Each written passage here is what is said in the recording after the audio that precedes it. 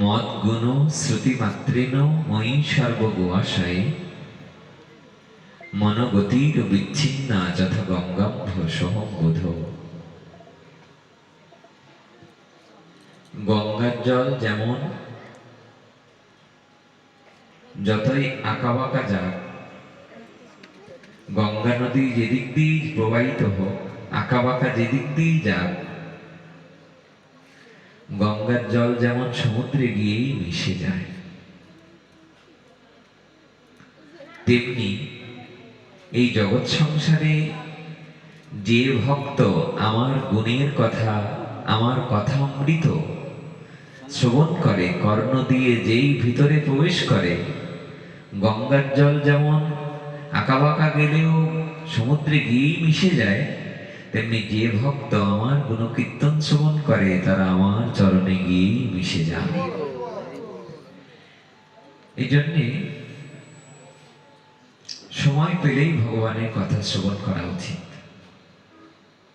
আমার মনে হয় শুধু সময় পেলে নয়, ওই নিজের যে সংসারের জন্য যে কর্মটা, ওই কর্মের মধ্যেও সুযোগ খোঁজা উচিত কখন একটু ভগবানের কথা শ্রবণ করা যায়। ভুল বলছি? ভগবানের কথা কি কাজের ফাঁকে ফাঁকে বলা উচিত, শ্রবণ করা উচিত, নাকি শ্রবণের ফাঁকে ফাঁকে কাজ করা উচিত? একেবারেই যারা ঘোর ধর্মবিরোধী বা যারা নাস্তিক প্রকৃতি, তারা বলবে যে কাজের ফাঁকে ফাঁকে ভগবানের নাম নেওয়া উচিত। আর যারা ভগবানকে ভালোবাসে, যারা ভগবানের ভক্ত, তারা বলবে নিরন্তর গোবিন্দ নামকে স্মরণ করো আর প্রয়োজনে কর্ম করো। আপনাদের মনে আছে রুইদাসের কাছে যখন কেউ জুতো পালিশ করতে যেত, দেখা যেত ওনার জীবনীতে যেই জুতো পালিশ করতে যেতেন উনি বিনা টাকায় জুতো পালিশ করে দিতেন। উনি বলতেন আমি ভক্তদের জুতো আমি পালিশ করে দিই, এটা আমি ভক্তদের সেবা করি এর মধ্যে দিয়ে। কোন এক ভক্ত একদিন এসে ওনার কাছে বললেন যে রুইদাস, তুমি তো প্রতিদিন দুটো করে জুতো তৈরি করো, এই দুটো জুতো তৈরি করে কি করে রুইদাস? একটা জুতোর যে ইনকাম হয় বা টাকা বিক্রি করে যে ইনকাম হয়, এই টাকা দিয়ে ওনার সংসার চলে। আর আরেকটা জুতোর টাকা দিয়ে মানে ভাগবত সেবা দেয়, ভক্ত সেবা। এক ভক্ত এসে বললেন, রুইদাস তুমি দুটোর জায়গায় একদিন যখন রোদের সময় বা খরার শুকনোর সময় তুমি 3টে 4টে 5টা জুতা তৈরি করো না, তাহলে যেদিন বর্ষাকাল আসবে তখন এই অর্থ দিয়ে তুমি ভাগবত সেবা করতে পারবে, তাহলে তোমার সংসারে আর অভাব থাকবে না। সেদিন রুইদাস, আপনারা জানেন, যাকে শাস্ত্রের নিচুদার বলে আখ্যায়িত করা হয়েছিল, তিনি ভক্তদের বললেন যে দেখো ভক্তগণ, আমার মনে হয় এটি যে আমি দুটো জুতোর বেশি সেলাই করতে বা দুটো জুতোর বেশি আমি তৈরি করতে পারবো না। তাহলে বর্ষাকাল আসলে খাবে কি? যদি কোনোদিন বৃষ্টি বাদলা পড়ে থাকে তখন কি খাবে? তখন রুইদাস বলেছিলেন, যদি কিছু না পায় হরিনাম সেবা করব, যদি কিছুই না জোটে তখন হরিনাম করব। সেদিন ভক্তরা বললেন যে ভক্ত হতে হলে এরকমই হওয়া উচিত।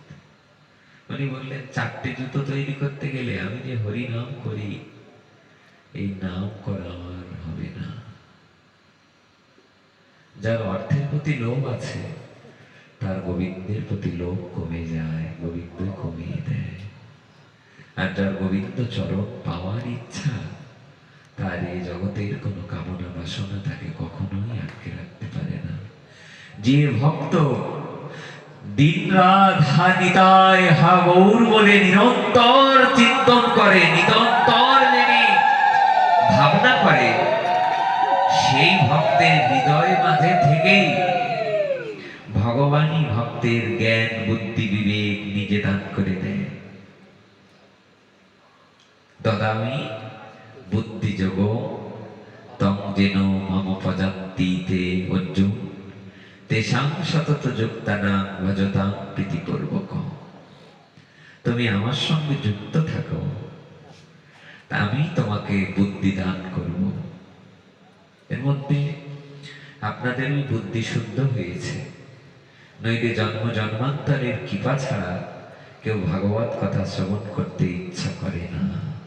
এটা আমার আপনার কথা নয়, এটা ভাগবত সিদ্ধান্ত দিচ্ছেন যে কোটি জন্মের ভাগ্য থাকলে তবে যেমন সাধু দর্শন মেলে, আর কোটি জন্মের ভাগ্য থাকলে ভক্ত মুখে হরি কথা সুধা যজ্ঞে হরিনাম শ্রবণ করা যায়।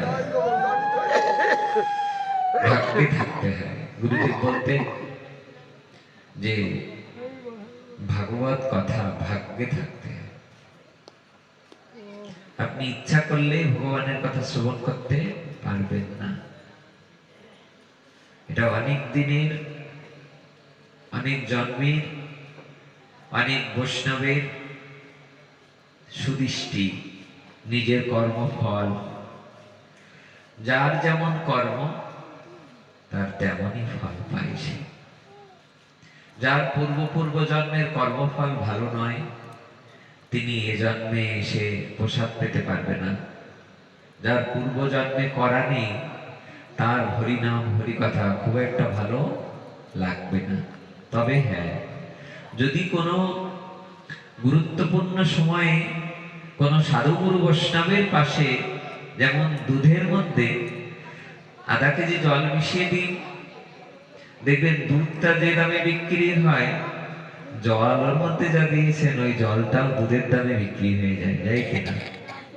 তেমনি যারা ভক্ত নয়, তারা ভক্তের সন্নিকটে এসে বসলে তারাও ভগবানের কৃপায় ভক্তের আশীর্বাদে সেও ভক্তে পরিণত হয়ে যাবে। এটাই হলো কৃপা। এই জন্য এসে বসতে হয়। এখানে এসে না বসলে তো এগিয়ে যাওয়া যায় না। লক্ষ্য করবেন, অনেকে আসে বটে, অনেকে এসে ঘুমায়। ভুল বলছি? উঁচুতে বসলে দেখা যায় অনেকেই সংসারের জ্বালা যন্ত্রণা, সংসারের কাজকর্মকে উপেক্ষা করে এসে তিনি বসে বটে, কিন্তু বসলে কি হবে? তারা সারাটা জীবন যে ভোগ করেছেন, এই ভোগের পরিবর্তে এখানে এসে বসলে ঘুম পেয়ে যায়। আর যারা পূর্ব জন্মের করা আছেন, এই জন্মে মিটানোর জন্য এসেছেন, দেখবেন ভগবত কথা শ্রবণ করতে এসে অনেক ভক্ত নিরন্তর চোখ দিয়ে প্রেমাশ্রু ঝরঝর জল ঝরে। আপনি চেষ্টা করলেও দেখবেন অনেকের আসবে না, আর অনেকের চেষ্টা করা লাগবে না, এমনিতেই ভগবত কৃপায় নয়ন দিয়ে ঝরঝর জল ঝরবে। এটা চেষ্টা করে হবে না, আবার এমনিতেই হতে পারে। তবে ভক্তের চরণধূলিকে আমাদের ভরসা করতে হবে।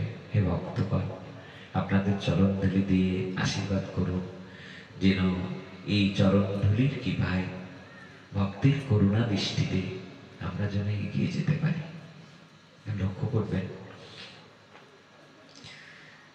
ফরিদপুরে আমাদের একজন ভাগবত আচার্য ছিলেন, যার নাম হলো ডক্টর মহানব্রত ব্রহ্মচারী। আপনারা নাম শুনেছেন। যার লেখা ভাগবতম বড় বিরল, উন্নত স্তরের লেখনী।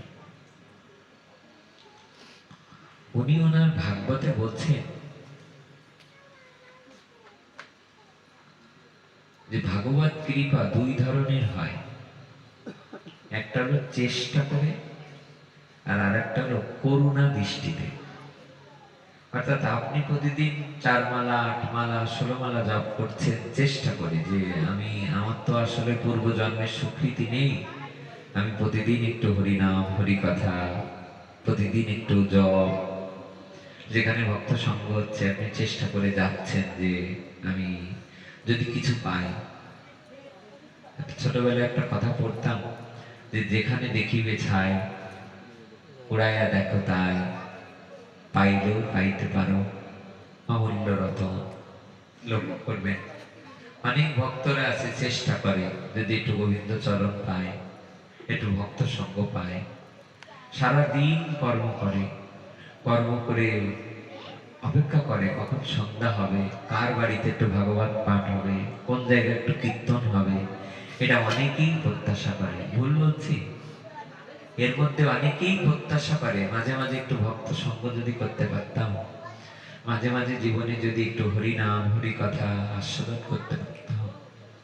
জীবনে ভোর বেলাটাই যার ভাগবত সেবায় লাগেনি, জীবনের অধিকাংশ বেলা যার হরিনাম হরি কথায় লাগেনি, কিন্তু শেষ জীবনে এসে যে অনুভব করতে পারে যে আমার সারাটা জীবন আমি আমার নিজের ভোগের জন্য, সংসারের ভোগের জন্য, স্ত্রী পুত্র দেহ গেহ পুত্র পরিজনের জন্য কাটিয়ে দিলাম, আর শেষ বয়সে বা বিদায় বয়সে এসে যার হৃদয়ে চিত্তে যার অন্তরে এই ভাব আসে যে যদি একটু ভাগবত সঙ্গ পেতাম, বদন ভরে ভক্ত সঙ্গ করতে পারতাম, হরিনাম হরি কথার আয়োজন হতো, যে জায়গায় গিয়ে বসে চোখের জলে দুটো কথা শ্রবণ করতে পারতাম, এই শুভ প্রত্যাশা যারা করে না এরাও কম নয়। হ্যাঁ, এরা কম নয়, কারণ একদিনের রাস্তা তো এটা না, এটা জন্ম জন্মান্তর। আপনারা জানেন ধ্রুব মহারাজ একদিন নারদ মুনির সাথে যাচ্ছিলেন। তো ধ্রুব মহারাজ অল্প বয়স, 5 বছর, উনি সমস্ত বড় বড় উঁচু উঁচু পাহাড় দেখছেন, সাদা সাদা পাহাড়। তো উনি এটা দিব্য, তো তাদের আমাদের মতো না, তাদের দিব্য লোক আছে, বিভিন্ন লোক, ব্রহ্মলোক ইন্দ্রলোক আছে না, ব্রহ্মলোক বা বৈকুণ্ঠ লোক, বিভিন্ন লোক আছে। কোন একটা লোকে ওনাকে দেখাচ্ছেন যে এই সাদা সাদা পাহাড়। ধ্রুব মহারাজ জিজ্ঞাসা করছেন যে হে দেবরাজ, হে দেবশ্রী পাল, আপনি কৃপা করে বলুন হে গুরু মহারাজ, এই সাদা পাহাড় এই যে কিসের পাহাড়?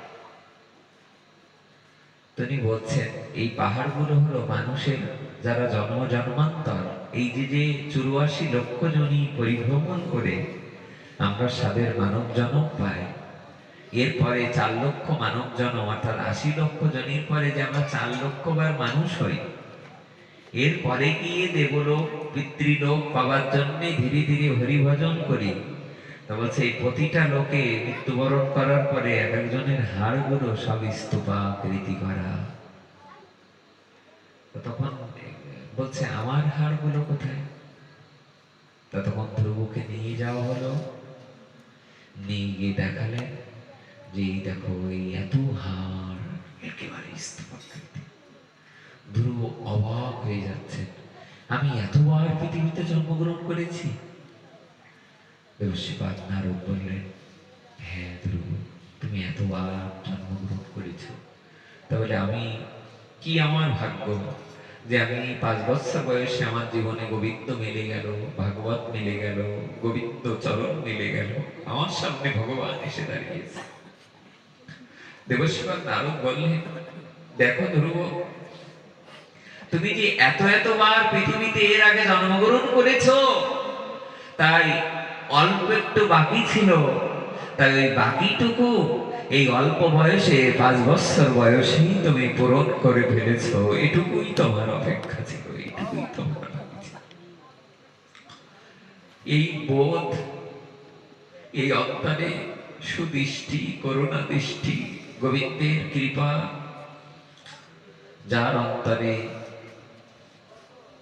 জেগে যায়, তিনি তো ভাগবত শ্রবণ করে, তিনি তো ভগবানের কথা শ্রবণ করে, তিনি তো নাম আস্বাদন করে। দেখবেন অনেক সময় গ্রামে ভাগবত হলে, হরিনাম হলে কতজন যায় না। অনেকে আছে দেখতে আসে, অনেকে আছে প্রসাদ পেতে আসে। আমি কি ভুল বলছি? সবাই লক্ষ্য করবেন। আবার অনেকের মনের মধ্যে পিপাসা থাকে, যে অপেক্ষা করে। চাতক পাখি যেমন মেঘের জল কবে বরিশন হবে, কবে আকাশ থেকে দুফটা বৃষ্টি বরিশন হবে। আমাদের শ্রী বিল্লমঙ্গল কৃষ্ণ দাস দাদাজি মহারাজ একদিন একটা পাঠে বলছে যে এক এক ব্যাদ এক চাতক পাখিকে তীর নিক্ষেপ করেছে। তীরের ফলাটা যে চাতক পাখির অঙ্গে যখন আঘাত করেছেন, লক্ষ্য করবে না, আমার থেকে লক্ষ্য করো। চাতক পাখিটা যেই মাত্র তীরের ফলাটা গিয়ে ওর অঙ্গে আঘাত লেগেছেন, সঙ্গে সঙ্গে তীরবিদ্ধ হয়ে পাখিটা মাটিতে গিয়ে পড়েছে। পাখিটা যেন গলা শুকিয়ে আসছে, জল জল জল করছে। পদকর্তা বলছে, আশেপাশে তো অনেক নদী আছে, পুকুর আছে, এখান থেকে উড়ে একটু জল পান করে নিতে পারছো না? ওই তীরবিদ্ধ অবস্থায়, আঘাতপ্রাপ্ত অবস্থায় চাতক পাখি বলছেন, চাতকের স্বভাব নেই মেঘের জল ছাড়া অন্য জল পান করবে। সে যতক্ষণ না পর্যন্ত আকাশ থেকে বৃষ্টি বরিশন না হবে, ততক্ষণ পর্যন্ত এই জগৎ সংসারের কোনো পুকুর, নদী, খাল, বিল, সমুদ্রের জল সে পান করবে না। এ থেকে চাতক যেমন মেঘের জল ছাড়া পান করে না, তেমনি যারা দরদি ভক্ত, মরমী ভক্ত, তারা ছটফট করবে ঘরের মধ্যে। তারা অনেক দিন ধরে সাধু সঙ্গীর জন্য অপেক্ষা করবে, তবু আন কথা তার টিভির দোকান, চায়ের দোকান, তাসের দোকানে আড্ডা না দিয়ে তারা অপেক্ষা করে কবে কোন দিন হরি কথা, হরিনাম সুধা যজ্ঞ হবে, সেখানে গিয়েই ভগবত কথা, হরিনাম হরি কথা শোভন কীর্তন করবে। তার জন্য অপেক্ষা করে। এই জন্যে একবার করে দেবে। আপনারা আজ যে এইখানে উপস্থিত হয়েছে, এটা এক জন্মের না, জন্ম জন্মান্তরের কৃপা। অনেক ভাগ্যের ফলে বৈষ্ণব আসিয়া মেলে। এটা আমার আপনার কথা নয়। অনেক ভাগ্যের ফলে সংকীর্তন হয় গিরিয়ে। অনেক বাড়ি আছে গিয়ে দেখো, কিন্তু কত বাড়িতে যে একটু সাধুসঙ্গ হয় না, কত বাড়িতে যেদের বৈষ্ণব সেবা হয় না, কত বাড়িতে যেটু নাম কীর্তন যজ্ঞ পূজা পাঠ হয় না। হাজারো নয়, লক্ষ লক্ষ বাড়ি আছে, আছে কিনা? কিন্তু এই সংসারে তিনিই ভাগ্যবান, যার গৃহে অনেক কষ্ট করে হলেও প্রতি বছরে হোক, প্রতি মাসে হোক, একটু বৈষ্ণব সেবা, সাধু সঙ্গ যার গৃহে হয়, তিনিই ভাগ্যবান। এটা একজন না। আপনাদের দৌড়ে আমরা গত 2 বার এসেছি। সত্যি বলছি, আমরা অনেক জায়গায় আপনাদের সুনাম করি, যে এই জায়গাটায় আমরা গতবার দেখেছি, এটা মানে কালকে একটু ভক্ত হবেও। তো যেহেতু আজকে প্রথম দিবস, আরো ভক্ত গতবার দেখেছি একেবারে টইটুম্বুর ভক্ত। আমার মনে হয়েছে যে আপনারা অনেক দিন ধরে ভাগবত শ্রবণ করেন। কেন বলছি, যদি না শ্রবণ করা থাকতো তাহলে দেখা যেত অনেকে কথা বলতো, কারোর মোবাইলটা বেজে উঠতো, কেউ বিরক্ত করত। ছেলেরা এসে ওরা বসেছে, ওরাও দেখুন কোনো বিরক্ত করছে না। আপনারা এসে বসেছেন, অনেককেই দেখছি হরিকথা প্রসঙ্গক্রমে অনেকের নয়ন দিয়ে ঝরঝর চোখের জল ঝরছে। এটা জন্ম জন্মান্তরের সাধু কৃপা, বৈষ্ণব কৃপা। তাহলে আমরা যে শ্লোকটা দিয়ে শুভ আরম্ভ করলাম, কি বললাম? মদ গুণ শ্রুতি মাত্রেন, আমার গুণের কথা শ্রবণ করা মাত্রই, মদ গুণ শ্রুতি মাত্রেন মই সর্বগুয়াশয়ে মনোগতির বিচ্ছিন্না যথা গঙ্গাব্য সহম্বুধ। গঙ্গার জল যেমন নিরবিচ্ছিন্ন ভাবে সমুদ্রে গিয়েই মিশে যায়, আমার গুণের কথা যে ভক্তের কর্ণ দিয়ে হৃদয়ে প্রবেশ করে, আমার গুণের কথা যে ভক্তের কর্ণ দিয়ে হৃদয়ে প্রবেশ করে, সে ভক্ত তৎক্ষণাৎ গোবিন্দ চরণে গিয়ে মিশে যায়। একটা কথা বলি আপনাদের, আচ্ছা এখানে যারা বসে আছে অনেকেই তো হৃদয় দিয়ে শ্রবণ করলো, তাহলে আমরা গিয়ে মিশে গেলাম না কেন? পদকর্তা বলছে যে মিশে যাওয়া, এখন মিশে গেছে, যদি মিশে না যেত তাহলে আপনার এরকম আবেগটা আসতো না। আমার গুরুদেব বলতেন, যদি কোনোদিন হরিবাসরে বসে ভাগবত পাঠে বসে অশ্রু আসে, যদি চোখে জল আসে, গুরুদেব বলতেন তাহলে বুঝবেন যে গোবিন্দ আপনাকে এইমাত্র স্পর্শ করেছে। তিনি যতক্ষণ না পর্যন্ত আপনাকে স্পর্শ না করবে ততক্ষণ না পর্যন্ত আপনার প্রেমাশ্রু আসবে না, আসবে না। ভগবানের নাম নিলে সবার নয়নে জল আসবে না। এই জন্যে কত কবি আছে আপনারা লক্ষ্য করবেন, কবিদের মধ্যে কবি কাজী নজরুল ইসলাম তিনি একটা লাইন লিখেছেন যে সে হরি কেমন হয়, নাম শুনে যার চোখে আসে জল। হ্যাঁ, নাম শুনে এত প্রেম জাগে, চোখে আনে এত জল। কি করে বুঝলেন উনি? যিনি অনুভব করেছেন তিনি বুঝতে পেরেছেন। পারিও না সে হরি কেমন নাম শুনে যা এত প্রেম জাগে, চোখে আনে এত জল সখী, সে হরি কেমন এগুলো যারা ভালো গাইতে পারে, আমাদের একসাথ মহন্ত আমাদের গোবিন্দ দাস বাবার কাছে যান, ভালো গাইতে পারে। এক একটা গুণ থাকে এক একজনের।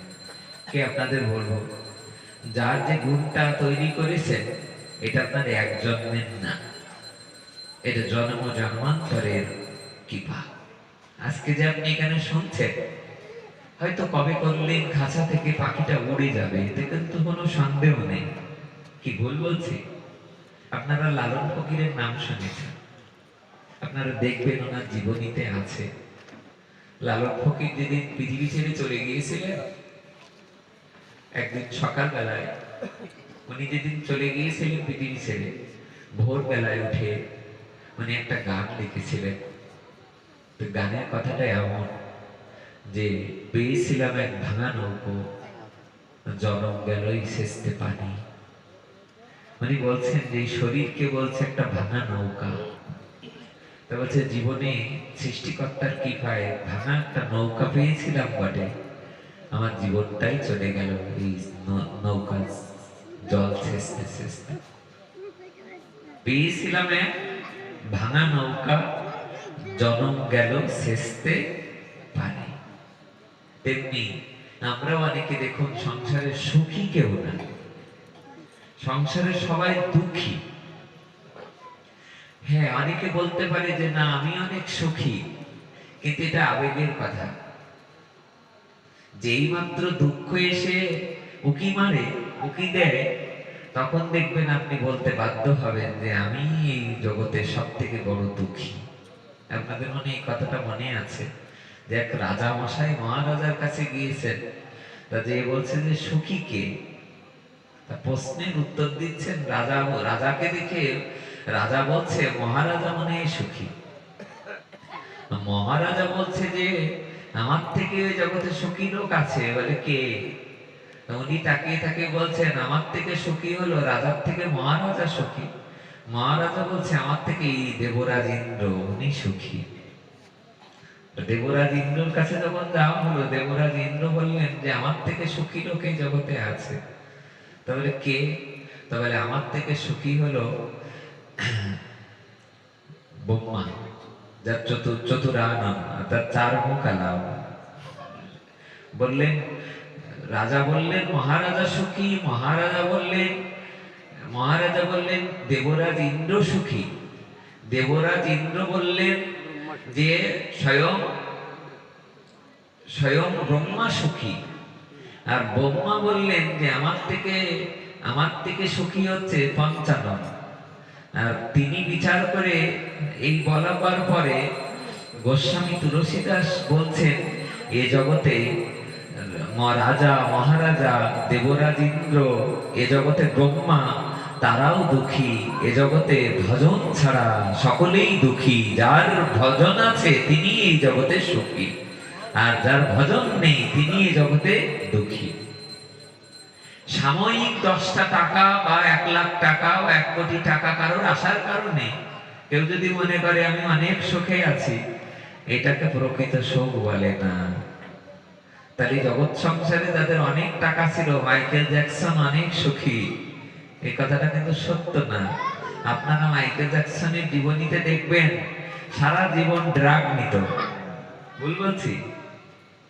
মাইকেল জ্যাকসন সারাটা জীবন ড্রাগ নিত। আচ্ছা, ড্রাগ কারা নেয়? ইনজেকশন করে ঘুমের ওষুধ দিয়ে যার ঘুম পড়াতে হয় সে সুখী। আবার আমাদের সাথেও অনেক সময় দেখা যায়, আমাদের রমেশ দাদাকে দেখা যায় যে গাড়িতে উঠলেই ঘুমিয়ে যায়। ভুল না তো? এই কথাটা তো, সে যদি সুখী মানুষ না হতো সে কি ঘুমাতে পারত? জগতে অনেকের অনেক টাকা পয়সা ধন দৌলত থাকতে পারে, তারা সুখী না। এই জগৎ সংসারে যিনি ভাগবত ভজন করে, হরিনাম করে, যার জিহ্বায় ভগবানের নাম উচ্চারিত হয়, তিনি এই জগৎ সংসারে সুখী ব্যক্তি। যিনি হরিনাম করে, হরি ভজন করে, তিনি সুখী। যদি জিজ্ঞাসা করা হয়, লঙ্কায় গিয়ে রাবণকে জিজ্ঞাসা করা হয়, রাবণ তুমি সুখী তো? আর যদি আপনি অযোধ্যায় গিয়ে পম্পা সরোবরের পাশে গিয়ে জিজ্ঞাসা করেন শবরীকে যে শবরী তুমি সুখী তো? আমার মানে এখনো যদি ত্রেতা যুগ আনয়ন করা যায়, রাবণের কাছে যদি জিজ্ঞাসা করা হয় বা কংসের কাছে জিজ্ঞাসা করা হয় আপনি সুখী, এক বাক্যে বলবে আমি সুখী নই। আর যদি আপনি রুইদাসকেই বলেন আর শবরীকে জিজ্ঞাসা করেন আপনারা কেমন আছেন, বলবে গোবিন্দ আমায় অনেক ভালো রেখেছে, আমি অনেক ভালো আছি। প্রেমসে বলো রাধে রাধে। সবাই বলে উঠুন না, প্রেমসে বলো না রাধে রাধে। বলো রাধা রানী কি। আপনারা হেলেন কেলারের নাম শুনে থাকবেন। আমি ওনার একবার জীবনী পড়েছিলাম যখন লেখাপড়া করতাম। তো যখন চাকরি বাকরির জন্য লেখাপড়া করি, তা হেলেন কেলারের জীবনীতে আমি দেখেছি যে হেলেন কেলার অন্ধ ছিলেন এবং উনি ডাম অ্যান্ড ডিফ অর্থাৎ বোবা এবং বধির একসাথে তিনি কানেও শুনতেন না, একই সাথে তিনি কথাও বলতে পারতেন না। তাকে একবার সাংবাদিকগণ এসে জিজ্ঞাসা করেছিলেন, যারা কমেন্টেটর বা যারা ধারাভাষ্যকার বা যারা বিভিন্ন টিভি সিরিয়াল বা মিডিয়ায় যারা কাজ করে, তো ওনার কানে একটা যন্ত্র দিয়ে উনি এই শব্দ শ্রবণ করতেন, শুনতেন। তো ওনার কাছে একবার জিজ্ঞাসা করা হলো, বিধাতা যে আপনাকে বধির করেছেন, আপনি যে কথাও বলতে পারেন না, কানেও শোনেন না, তা আপনি এতে সৃষ্টিকর্তার প্রতি আপনার কোনো দেশ আছে কিনা, বিদ্বেষ আছে কিনা, বা আপনি তার প্রতি ক্ষুব্ধ কিনা? অনেকে দেখবেন সারাদিন পরে একটাই কথা বলে যে ভগবান আমার দোষ কি, আমি কেন দুঃখী, আমার সংসারেই কেন জ্বালা যন্ত্রণা, আমি কি পাপ করেছি। আমরা অনেক সময় এরকম কথা বলে ফেলি। হেলেন কেলারের কাছে জিজ্ঞাসা করা হলো আপনি কি ঈশ্বরের প্রতি আপনার কি বিদ্বেষ আছে, কি অভিযোগ আছে? হেলেন কেলার বললেন যে আমাকে অন্ধ করেছেন, আমি কানেও শুনি না, আমি চোখেও দেখি না, তবু আমি ঈশ্বরের প্রতি আমি অশেষ কৃপা যে তিনি আমাকে বাঁচিয়ে রেখে এই পৃথিবীকে আস্বাদন করতে দিয়েছেন। চিন্তা করুন। এই জন্য যার জ্ঞান আছে, যার বিবেক আছে, যার বৈরাগ্য আছে, যার হরিভজন আছে, তিনি এই জগৎ সংসারে সুখী হবেনই হবেন। দুঃখ আর সুখ তারা পর্যায়ক্রমে আসে মানুষের জীবনে, কিন্তু এই দুঃখকে যদি কেউ মেনে নিয়ে ভগবানের ভজন সাধন করতে পারে, তাহলে দুঃখটাও একদিন সুখেই পরিণত হয়ে যায়।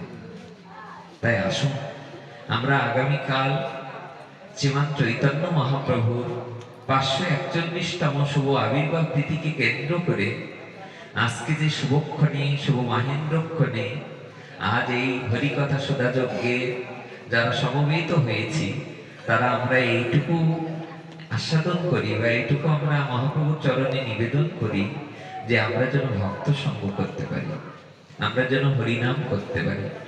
আমাদের যেখানেই রাখুক, আমি গৃহেই রাখুক ভগবান আর বনেই রাখুক, আমরা যেন হা গৌরঙ্গ বলে ডাকতে পারি। নরোত্তম ঠাকুর মহাশয় তিনি আশ্চর্য এই সংবাদটি দিয়েছেন, গৃহে বা বনিতে থাকো হা গৌরঙ্গ বলে ডাকো, নরোত্তম আগে তার সঙ্গ। গৃহে থাকো বনে থাকো যেন হা গৌরঙ্গ বলে ডাকো। বলুন না একবার, গৌরঙ্গ মহাপ্রভু কি? জোরে বলা যাবে না, কষ্ট হচ্ছে মনে বলতে। সবাই বলুন না একসাথে, জয় গৌর, জয় গৌর। কে জন্য এমন না ভাবি আমরা যে আমাদেরকে দিয়ে বলানো হচ্ছে, এরকম না ভাবি, এটা মহাপ্রভুই বলাচ্ছে। কে বলতে পারে বলুন ভগবানের নাম? পঙ্গু যারা আছে না, পঙ্গু পাহাড় লঙ্ঘন করতে পারে যদি গোবিন্দের কৃপা হয়, পারে কিনা? পঙ্গুম লঙ্ঘয়েত গিরিম যৎ কৃপা তমহং বন্দে পরমানন্দ মাধব। যদি গোবিন্দের কৃপা হয় বাবা কথা বলতে পারে, যদি গোবিন্দের কৃপা হয়, মাঝে মাঝে আপনার ইউটিউবে একটা সিনারিও দেখবেন, দেখবেন গিরি গোবর্ধন পরিক্রমা করছে, একজনের একেবারে চরণ দুটোই নেই। আমরাও যেবার এই যে গতবার বৃন্দাবনে গেলাম, তা গিরিরাজ তটে পরিক্রমা করতে করতে দেখছি ওনাকে আমরাও দেখলাম। আশ্চর্য ব্যাপার, যারাই ওনাকে দেখে সবাই একটু দাঁড়িয়ে দাঁড়িয়ে দেখে। কি আপনাদের বলবো, একেবারে পাতলা লিকলিকে, গায়ে কিছু নেই, গায়ে একেবারেই সাদা মাথা, এই কোমরের নিম্ন অঙ্গ নেই। ওই অবস্থায় দণ্ড পরিক্রমা করতে করতে ওই অবস্থায় গিরিরাজ পরিক্রমা করছে, নিরন্তর ভগবানের সেবা করে চলেছে। অথচ অনেকের চরণ আছে, অনেকের হাত আছে, হস্ত আছে, পদ আছে, অনেকের নয়ন আছে, অনেকে সুস্থ আছে। এরপরে বাড়ির কাছে ভগবানের কথা হচ্ছে, এরপরে হরিনাম হচ্ছে। বৃন্দাবনে প্রায়শ তো যাবেই না, নবদ্বীপে তো যাবেই না। অনেকে আছে শিক্ষিত, লেখাপড়া জানে, তবু হা গৌরঙ্গ বলে ডাকে না, আর নিতাই গৌরের নাম নেয় না। দিন অন্তে হা গৌরঙ্গ বলে, দিন অন্তে রাধা মাধব বলে তারা ডাকছে না, এটাই তারা করছে না। সেই সে বুঝিতে পারে চৈতন্যের কৃপায় যারে হয় তার দাসানো দাস সঙ্গ। সব থেকে বড় কথা কি জানো, তিনি মহাপ্রভুকে বুঝতে পারবেন, তিনি আমার গৌরঙ্গ মহাপ্রভুকে বুঝতে পারবেন, যিনি ভক্তের ভক্ত হয়েছেন। আপনারা দেখবেন অন্তলীলাতে কবিরাজ কৃষ্ণ গোস্বামী পাদ চৈতন্য চরিতামৃতের অন্তলীলার ১১তম পরিচ্ছেদের প্রথম শ্লোকে হরিদাস ঠাকুর প্রসঙ্গে বলছেন, নমামি হরিদাসং তং চৈতন্যং তং চ তৎপ্রভু সংস্থিতামপি জন্মূর্তিং সাংকিকিত্তা নানর্তজয়। চলো আমরা আগে হরিদাস ঠাকুরকে প্রণাম করি, তারপর আমরা চৈতন্য মহাপ্রভুকে প্রণাম করব। যদি সাধুদের কাছে, আচার্যদের কাছে জিজ্ঞাসা করা হয় আগে হরিদাস ঠাকুরকে প্রণাম করবে কেন, তারপর গৌরঙ্গ মহাপ্রভুকে প্রণাম করবে কেন, কবিরাজ কৃষ্ণ গোস্বামী পাদকে ভুল লিখে গেছেন? উনি ভুল লেখেন নাই, উনি বলতে চেয়েছেন আগে ভক্তের চরণ ধুলি নাও, আগে ভক্তের অঙ্গ স্পর্শ করো, আগে ভক্তের চরণের ধুলা অঙ্গে মাখো, তবে আমার গৌরকে পাবে, তবে আমার গোবিন্দকে পাবে। আগে ভক্ত কৃপা, আগে গুরু কৃপা, আগে ভক্ত কৃপা, আগে বৈষ্ণব কৃপা, তারপর গোবিন্দ কৃপা, তারপর রাধারানী। এত সহজে দেখা দেবে না, এত সহজে কৃপা হবে না। আপনাদের মনে আছে হয়তো কথাটি, আপনারা মাঝে মাঝে হরিকথা শ্রবণ কীর্তন করেন, এর মধ্যে পাঠকবৃন্দ আছে, আচার্যগণ আছে, কীর্তনীয়গণ, রসজ্ঞগণ আছে, সবাই লক্ষ্য করবেন। রঘুনাথ দাস গোস্বামী যেদিন বাড়ি ছেড়ে চিরদিনের জন্য মহাপ্রভুর চরণে চলে গিয়েছিলেন, মহাপ্রভুর চরণে যখন চলে গেলেন, আপনারা জানেন কোন পথ দিয়ে গিয়েছিলেন? যে পথটা সাধারণ লোকালয় না, অর্থাৎ জঙ্গলের পথ ধরেছিলেন। কারণ উনি জানতেন আমার বাবা আমাকে ধরবার জন্য অবশ্যই পাইক পাঠাবে। কয়জন পাইক লাগানো থাকতো ওনার পিছনে? 11 জন পাইক থাকতো সবসময়। 11 জন সরকারি কর্মকর্তা বা ওনার রাজ্যের কর্মকর্তাদের লাগানো থাকতো যে আমার রঘুনাথ যেন পালিয়ে মহাপ্রভুর কাছে চলে যেতে না পারে। ব্যবসা বলো ঘুম পেয়ে যাদের যাচ্ছে তারা একটু রাধে রাধে বলবেন, তাই দেখবেন আর ঘুম পাবে না। ব্যবসা বলো না। 11 জন ওনার পিছনে সবসময় লাগানো থাকতো। কিন্তু যেদিন উনি পানিহাটিতে চিরাদই মহোৎসব দেওয়ার পর যেদিন উনি গিরিয়ে ফিরে গিয়েছিলেন, ওই দিন উনি মন্দিরের মধ্যে ছিলেন। ওই দিন আর ঘরের মধ্যে গিয়ে উনি ঘুমান নাই। ওই দিন ওনার কুলগুরু, ওই ওই ওই যে ওনার রঘুনাথ দাস গোস্বামী যে গুরু মহারাজ, ওখানকার ওনার গিরিয়ের যে গুরুদেব, ওই গুরুদেব রাত্রিবেলা এসেছিলেন রঘুনাথদের বাড়িতে। তৎকালীন সময়ে রঘুনাথ দাস গোস্বামী সপ্ত গ্রামের রাজপুত্র। তার বার্ষিক ইনকাম, তার পিতা জ্যাঠার বাৎসরিক ইনকাম ছিল 8 লক্ষ মুদ্রা, কোথাও কোথাও 20 লক্ষ মুদ্রা বলে উল্লেখ আছে। এই রঘুনাথ দাস গোস্বামী রাত্রে বেলায় মনে মনে চিন্তা করছে, এই রাত্রে আমার গুরুদেব আসলো কেন বেরিয়ে? উনি গুরুদেব আসবার পর গুরুদেব বললেন, রঘুনাথ আমি এসেছি কেন তাই মনে মনে জিজ্ঞাসা করছো না? তা বলছে, হ্যাঁ গুরুদেব, আপনি কেন এই রাত্রে এলেন? এইদিকে তাকাও। রঘুনাথ দাস গোস্বামী তোমাদের দেখে তো শিখবে ভক্তরা, অন্যান্য 10টা ছেলেরা এসে বসবে, সবাই লক্ষ্য করবেন যে রঘুনাথ দাস গোস্বামী যখন বললেন, পিতাকে বলছেন, গুরু মহারাজকে বলছেন, গুরুদেব এই রাত্রে আপনি কেন এসেছেন? গুরু মহারাজ বললেন যে আমার মন্দিরের যে সেবায়িত ছিল, পুরোহিত ছিল, সে পালিয়েছে। তাই আমি তোমার কাছে এসেছি এই জন্যে যে একজন আমার মন্দিরের কোনো সেবায়িত পাওয়া যায় কিনা, এই উদ্দেশ্য নিয়ে আমি তোমার দুয়ারে এসেছি। যেই মাত্র বললেন, গুরুদেবকে বললেন, আপনি কোনো চিন্তাই করবেন না। এরকম পালানোর সুযোগ পেয়ে গেলেন। রঘুনাথ দাস গোস্বামী পালিয়ে চলে গিয়েছিলেন মহাপ্রভুর কাছে, আপনারা সকলে জানেন। এই 6 গোসাই করি চরণ বন্দন, তারপর যাহা হইতে বিঘ্ন নাশ, অর্থাৎ সংসারে যে বাধাগুলো আছে, ভজনের যে বাধা আছে, এই বাধা এই গোস্বামীদের নাম না নিলে কোনোদিন দূরীভূত হবে না, কোনোদিন হবে না। এই 6 গোসাই করি চরণ বন্দন, যাহা হইতে বিঘ্ন নাশ হয় অভীষ্ট পূরণ। রঘুনাথ দাস গোস্বামী কি করলেন জানেন? উনি বললেন গুরুদেবকে, আপনি কোনো চিন্তা করবেন না, আমি দেখছি খুঁজে আশেপাশে। এই সুযোগ পেয়ে গেলেন। যারা পাইকগণ ছিলেন, ওনার পিছনে যারা ছিলেন সকলেই, ওনার পিছনে যারা ছিলেন সকলেই ওখানে ঘুমিয়ে পড়লেন। রঘুনাথ দাস গোস্বামী রাতের আধারে পালিয়ে গেলেন।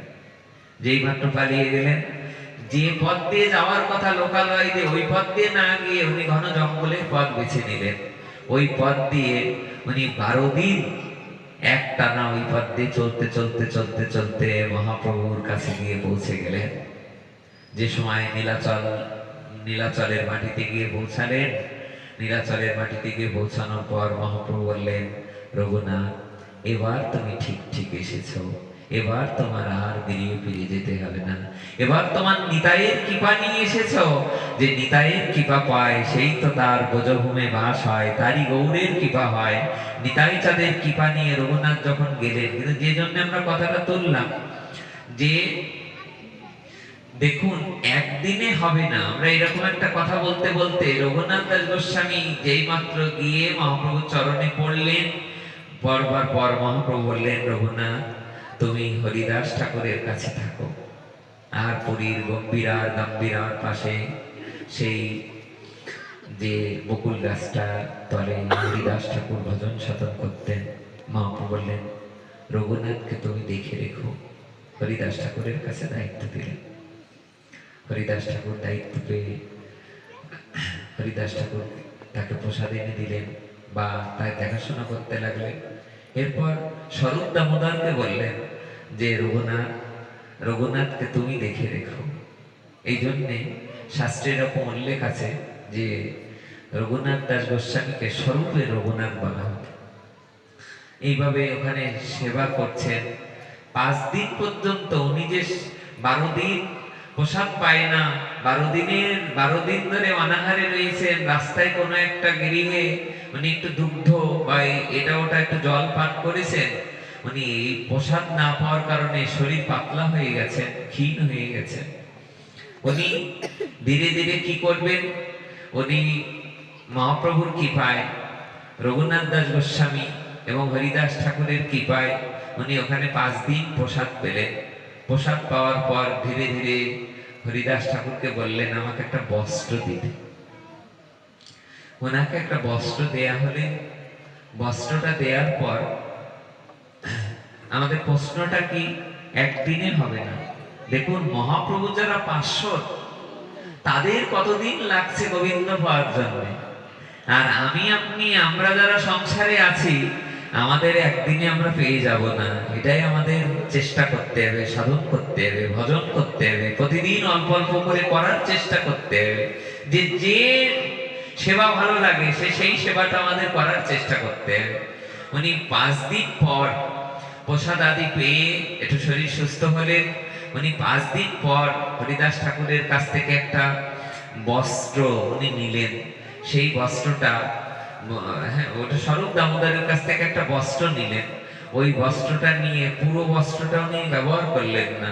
এই বস্ত্রের অর্ধেক অংশ ছিঁড়ে উনি ওটা পরিধান করলেন এবং ওটা পরিধান করে উনি পুরীতেই থাকতে লাগলেন। ওখানেই ভজন সাধন করতেন। ওখানে ভজন সাধন করতে করতে করতে করতে এক সময় দেখা গেল বাড়ির থেকে ওনার কিছু টাকা পয়সা বাবা জ্যাঠা পাঠিয়ে দিলেন। বাড়ির থেকে যে টাকা পয়সা পাঠিয়েছিলেন, ওই টাকা পয়সা প্রত্যেক মাসে মাসে, প্রতি 2 মাস অন্তর, প্রতি মাসে মাসে একটা করে বড় বড় বৈষ্ণব সেবা দিতেন রঘুনাথ দাস গোস্বামী। এই বৈষ্ণব সেবায় মহাপ্রভুকে নিমন্ত্রণ করা হতো। শ্রীমান মহাপ্রভু প্রসাদ পেতে যেতেন, মনে মনে কিছু বলতেন না, কিন্তু এটুকু জানতেন যে এই প্রসাদের টাকাটা কোথা থেকে আসে। স্বরূপ দামোদর রায় রামানন্দকে ডেকে বলতেন, রঘুনাথ টাকা পায় কোথায়? তারপরে তার বাবা আর জ্যাঠা প্রতি বছরে বছরে টাকা পাঠিয়ে দেয়। তাদের এত টাকা, বাবা জ্যাঠা টাকা পাঠিয়ে দিয়েছেন কেন? কারণ তাদের একমাত্র পুত্র সন্ন্যাস নিয়েছেন। তারা বহুবার ফিরিয়ে নেওয়ার জন্য চেষ্টা করেছেন, কিন্তু যখন দেখলেন রঘুনাথকে আর আটকে রাখা গেল না, যখন পালিয়ে মহাপ্রভুর চরণে চলেই গেলেন, তখন ওই টাকাগুলো বাবা জ্যাঠা পাঠিয়ে দিলেন। মা কাঁদতে কাঁদতে বললেন, আমার রঘুনাথ যেখানে থাক যেন ভালো থাকে, আমার রঘুনাথ ভালো থাকুক। এই টাকা পাঠিয়ে দিলেন। এই টাকা দিয়ে প্রতি মাসে মাসে বৈষ্ণব সেবা দিতেন। এই বৈষ্ণব সেবায় মহাপ্রভু প্রসাদ পেতে আসতেন। প্রশ্নটা আর একবার বলুন, একদিনে হবে না। সবাই লক্ষ্য করবেন কথাটা, আমরা বেশি দূর আগাবো না, আমরা সবাই লক্ষ্য করবেন। এই এই যে টাকা বাড়ি থেকে পাঠাতেন, এই টাকা দিয়ে যে বৈষ্ণব সেবাটা দিতেন, এই বৈষ্ণব সেবা দেওয়ার পরে মহাপ্রভুর মনে মনে মনে হতো যে এই বৈষ্ণব সেবা সে আসবে না, কিন্তু রঘুনাথের আকুল প্রার্থনায় মহাপ্রভু আসতেন। এই করতে করতে 2-1 বছর পরে গিয়ে শ্রীমৎ চৈতন্য মহাপ্রভু একদিন জিজ্ঞাসা করছে, স্বরূপ, রঘুনাথকে দেখছি আজ 2-3 মাস বৈষ্ণব সেবা দিচ্ছে না কেন? তখন স্বরূপ দামোদর বললেন, প্রভু, রঘুনাথ তার বাবা জ্যাঠাকে চিঠি লিখেছে যে বাবা, যদি আমার মঙ্গল চাও তাহলে আর নীলাচলের টাকা পাঠিও না, কারণ বিষয়ীর অন্ন খাইলে মলিন হয় মন, মলিন মনে না হয় গোবিন্দের ভজন। যার মনের মধ্যে বিষয়ীর টাকা বিষয়ীর অর্থ দেখবেন অনেক গিরিয়ে প্রসাদ পেয়ে। কালকে আমাদের এক দাদা বলছিল যে যুধিষ্ঠির দা আমাকে বলছে যে দাদা, কাল দুপুরে যে জায়গায় প্রসাদ পেলেন ওই জায়গায় প্রসাদ পেয়ে আনন্দ লাগলো না, অথচ কাল সকালে যে জায়গায় প্রসাদ পেলেন ওখানে প্রসাদ পেয়ে কেমন আনন্দ লাগলো। কেন? এর কারণ হলো তারতম্য। যার ভক্ত ভাব তার গিরিয়ে প্রসাদ পেয়ে আনন্দ লাগে। তাই বাবার কাছে চিঠি লিখলেন, বাবা যদি আমার মঙ্গল চাও তাহলে আর সামনের আর কোনোদিন আমার কাছে দুটো টাকা পাঠিও না। বাবা জ্যাঠা টাকা পাঠানো বন্ধ করে দিলেন। মা বললেন একমাত্র পুত্র সন্ন্যাস নিয়েছে, খেয়ে না খেয়ে কি করে থাকে, দুটো টাকা পাঠায়, তাও বন্ধ করে দিল রঘুনাথ দাস গোস্বামী। উনি এই টাকা যখন বন্ধ করে দিলেন পাঠানো, মহাপ্রভু শুনে খুব খুশি হলেন। মহাপ্রভু খুশি হয়ে রঘুনাথের উদ্দেশ্য করে বললেন, স্বরূপ আমি বড় খুশি হয়েছি। বিষয়ের অন্ন খাইলে মলিন হয় মন, মলিন মনে না হয় ঈশ্বরের ভজন। হ্যাঁ, খুব ভালো হয়েছে। দুদিন পর মহাপ্রভু জিজ্ঞাসা করছে, স্বরূপ আচ্ছা বাবা তো টাকা পাঠানো বন্ধ করেছে, তা এখন রঘুনাথ কি করে খাচ্ছে, রঘুনাথ কি করে খায়? তখন রঘুনাথ দাস গোস্বামীর কথা স্বরূপ দামোদর বলছে প্রভু কি আর করে খাবে, ওই যারা নীলাচলের মাটিতে এসে যারা জগন্নাথ দর্শন করতে যায়, ওই জগন্নাথের মন্দিরের সামনে ওই জায়গায় রঘুনাথ সন্ধ্যার সময় গিয়ে দাঁড়ায়। যে সকল ভক্তরা ওখান থেকে সামনে দিয়ে যায়, রঘুনাথ ওখানে ভিক্ষের একটা থাল পাতে, ওই থাল পেতে রঘুনাথ ভিক্ষা করে। মহাপ্রভু শোনার সাথে সাথে চোখে জল চলে এসছে, কিন্তু ভিতরে সন্তোষ, বাইরে রোষ দেখিয়ে বলছে, ভালোই হইলা রঘুনাথ ভিক্ষার অন্ন, ভিক্ষার দ্রব্য, ভিক্ষার তন্ডুল খাইলা। কি বলবো আপনাদের, মনে মনে খুশি হচ্ছে।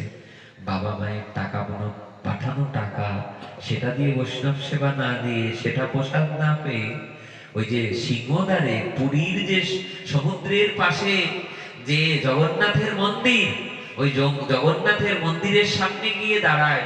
হাজারো ভক্ত যখন ওখান থেকে গমনাগমন করে, ওনাদের কাছ থেকেই একটু ভিক্ষা তন্ডুল নিয়ে বা ভিক্ষার অন্ন বা ভিক্ষার দুটো রুটি নিয়ে, এটাই রঘুনাথ প্রসাদ পায়।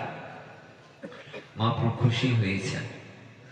দুদিন, 4 দিন, 5 দিন পরে দেখুন রাজপুত্র রঘুনাথ, তার যদি এতদিন গোবিন্দ কৃপা হতে লাগে, তাহলে সাধারণ মানুষের কতদিন লাগতে পারে। যারা মহাপ্রভুর পার্শ্বদ, যারা দাপরে ভোজে ছিল, যারা তারাই তো এরা, তারাই তো গৌর লীলা, তারাই তো ভগবানের মহাপ্রভুর লীলা করতে তারা পার্শ্বদ হয়ে এসেছেন, গোস্বামীগণ এসেছেন। তাদের যদি এত সময় লাগে গৌরের কৃপা পেতে, নিতাইয়ের কৃপা পেতে, তাহলে সাধারণ মানুষের কত জন্ম জন্মান্তর লাগতে পারে।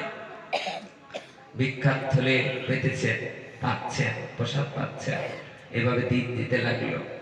কয়েকদিন পরে গিয়ে রঘুনাথ আর ভিক্ষা করে না।